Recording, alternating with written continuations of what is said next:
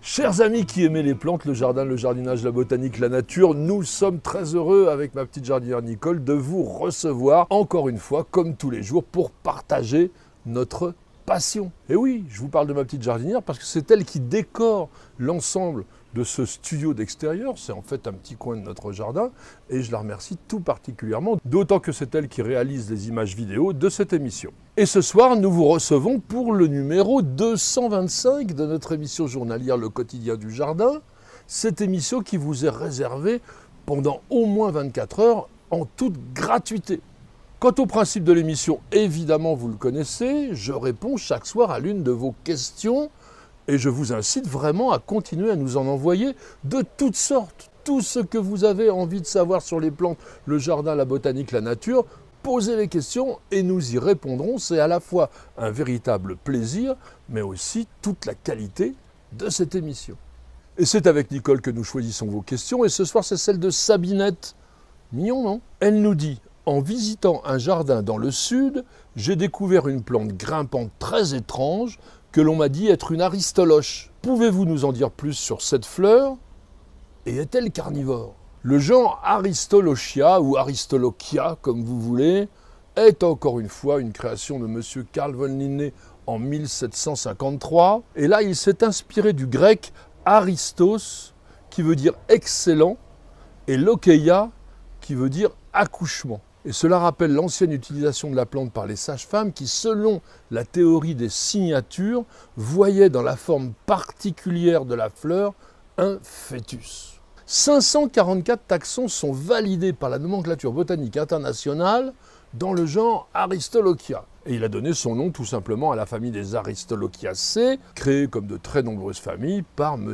Antoine Laurent de Jussieu, et ceci en 1789. La famille des Aristolochiaceae comprend 8 genres, dont vous connaissez peut-être l'un d'eux, Azarum lazaret, qui est une plante vivace, couvre-sol, que l'on peut observer dans certains sous-bois européens. Et si beaucoup d'aristoloches possèdent de véritables qualités ornementales, je vous propose d'en voir en détail 2 qui sont particulièrement spectaculaires. À commencer par la bien nommée Aristolochia gigantea, l'aristoloche géante, une plante sud-américaine qui a été nommée et décrite en 1824 par le botaniste et explorateur allemand Carl Friedrich Philipp von Martius. Cette plante est parfois dénommée fleur pélican ou pipe du hollandais. C'est vrai que la fleur rappelle un peu par sa forme la pipe en écume de mer qui était extrêmement prisée, il y a quelques années de cela bien sûr, par les Néerlandais et aussi les Allemands du Nord. En effet, la forme de la fleur est particulièrement originale, comme celle de toutes les Aristolochiaceae, à savoir qu'elle est formée de 3 parties. Il y a le tube, l'utricule, cette partie qui forme une sorte d'outre, et puis le limbe. Aristolochia gigantea est une vigoureuse plante grimpante volubile avec des tiges très souples de 6 à 10 mètres de long, et il est possible de la cultiver en plein air dans les jardins les plus abrités de la Côte d'Azur. J'en ai vu par exemple un superbe spécimen dans le jardin du Val-Ramée à Menton. Parce qu'attention, la plante ne supporte que de très rares et courtes expositions à 0 degré. En dessous, elle est détruite. Aristolochia gigantea va développer une abondance de feuilles persistantes, cordiformes, c'est-à-dire en forme de cœur, vert clair, de 8 à 15 cm de large, et puis surtout en juin et juillet, vous avez des fleurs énormes. Elles sont bordeaux veinées de blanc ivoire et le labelle forme une sorte de poche bizarroïde de 40 à 60 cm de long, 30 cm de large et la fleur exhale un puissant parfum qui est plutôt nauséabond. Une fois pollinisées, vous allez voir après, c'est intéressant, les fleurs d'Aristolochia gigantea évoluent en capsules, c'est-à-dire des fruits secs déhiscents, d'une dizaine de centimètres de long et qui vont s'ouvrir à la base pour libérer des graines ailées qui sont dispersées par le vent. Une autre espèce est parfois appelée à tort Aristolochia gigantea ou Aristolochia gigas mais elle s'appelle en réalité Aristolochia grandiflora. Elle est aussi originaire d'Amérique tropicale, Amérique centrale plutôt, et on la retrouve aussi aux Caraïbes, où elle pousse dans les forêts tropicales auprès des ruisseaux. Elle aime bien le sol frais. Cette plante a été décrite et nommée en 1788 par le botaniste suédois Olof Peter Swartz. Aristolochia grandiflora est une liane à feuilles caduques cette fois, feuilles toujours cordiformes mais encore plus grandes, 25 cm de large. Et les fleurs qui elles aussi sont en forme de cœur, sont portées par de longs pétioles qui peuvent atteindre 60 cm de long. Et la fleur qui porte une marque foncée au centre est blanche avec de fines rayures, des veines brun violacées. C'est une plante franchement tropicale et on ne va l'admirer en Europe que dans les serres des jardins botaniques ou de certains grands collectionneurs, car elle ne supporte pas une température inférieure à 10 degrés. Toutes les aristoloches sont pollinisées par des mouches qui sont attirées par l'odeur de décomposition qu'exhale la fleur. C'est une combinaison d'huile essentielle assez subtile.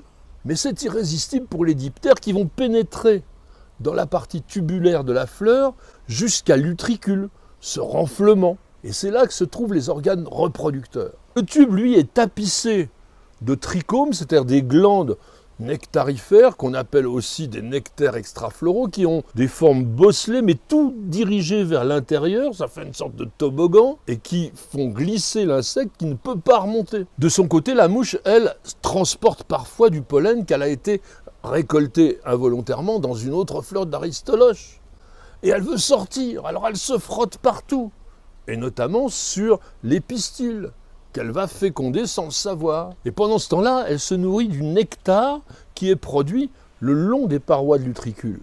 Et une fois que tout est réalisé, que la fécondation s'est faite, eh bien, un signal chimique se déclenche et va entraîner le flétrissement des trichomes, ce qui va permettre à la mouche de s'échapper. L'ensemble de ce processus de reproduction ne dure que 2 jours, et puis la fleur se met à faner, et elle va tomber au sol naturellement. Donc on voit que la plante se comporte un peu comme une carnivore, mais comme elle ne consomme pas les insectes, qu'elle les libère, eh bien on ne peut pas la classer parmi ces plantes insectivores.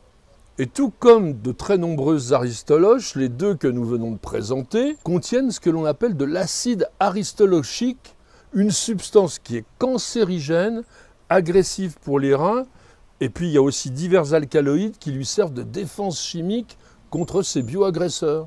Si l'on se place du côté de la plante, ces sécrétions sont protectrices, mais certains insectes sont capables de les digérer. Et les aristoloches constituent une source de nourriture non négligeable pour certaines larves de papillons dont les chenilles ne sont pas incommodées ou indisposées par les substances toxiques. Elles vont les garder dans leur corps, ça va les rendre répulsives. Et ceci jusqu'à l'adulte. A l'inverse, il faut savoir que l'introduction d'Aristolochia gigantea à titre de plante ornementale dans certaines régions où le climat n'est pas vraiment tropical pose des problèmes, et notamment en Amérique du Nord, pour la survie d'un superbe papillon qui s'appelle Bathus philenor. Les chenilles de Bathus philenor se nourrissent d'habitude des feuilles des aristoloches locales. Aristolochia serpentaria, Aristolochia macrophylla, Aristolochia californica, dont les toxines sont beaucoup moins importantes que celles des espèces tropicales. Mais elles ne sont pas capables de différencier les espèces, ce ne sont pas des chenilles botanistes. Et donc dès qu'elles rencontrent Aristolochia gigantea, elles consomment les feuilles, et elles s'intoxiquent et meurent en 3 jours seulement. Sachez que vous pouvez cultiver en France une seule espèce que l'on appelle couramment Aristolochia durior, qui convient plutôt quand même dans les régions au climat doux. Sinon, ça peut être une grande plante si vous avez une belle serre. Les aristoloches apprécient les expositions plutôt mi-ombragées et un sol, comme je vous disais, qui reste frais, donc qui doit être riche en humus.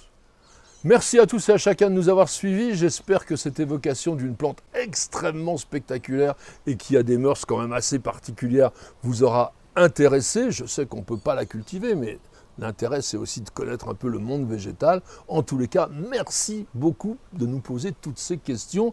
Elles nous font voyager, elles nous entraînent dans des explications souvent passionnantes et je vous en remercie. Mais bien entendu, si vous voulez avoir accès à toute la collection de notre émission Le Quotidien du Jardin, eh bien, nous vous demandons une petite participation. Alors surtout, n'hésitez pas à devenir membre de News Jardin TV, le club. Nous vous remercions par avance. Madame, monsieur, je vous souhaite de passer une excellente soirée et je vous donne rendez-vous dès demain pour de nouvelles aventures jardinières et bien sûr pour un nouveau numéro de notre émission journalière Le Quotidien du Jardin. C'est sur News Jardin TV et nulle part ailleurs.